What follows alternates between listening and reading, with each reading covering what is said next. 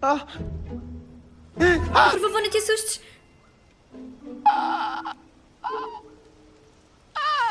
Não estou assustado. Tu estás assustada. Não, só estou interessado no teu cabelo e nas suas qualidades mágicas. Há quanto tempo é que tens esses poderes? Desde sempre, acho eu. A mãe disse que quando eu era bebê tentaram cortá-lo. Queriam ficar com ele, sabes? Mas, se o cortarem, fica castanho e perde os seus poderes.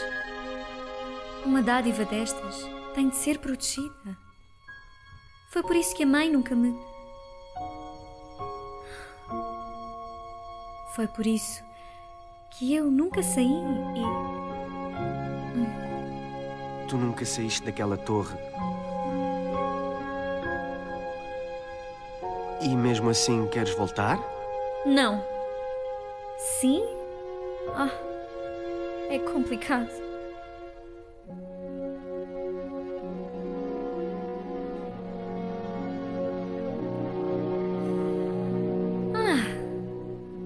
Então, Eugene Fitzherbert, hein? Sim, pois é. Vou poupar-te a história do pobre órfão Eugene Fitzherbert. É um bocadinho... é um bocadinho deprimente.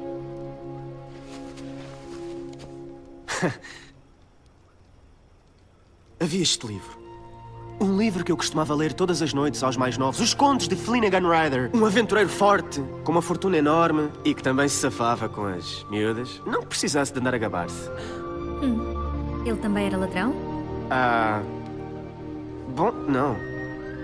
Na verdade, ele tinha dinheiro para fazer o que quisesse. Podia ir a qualquer parte do mundo. E para um rapaz, sem nada...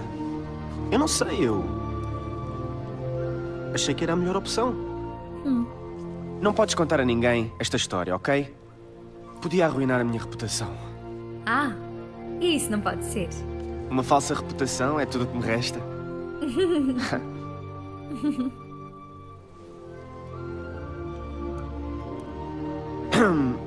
Bem, é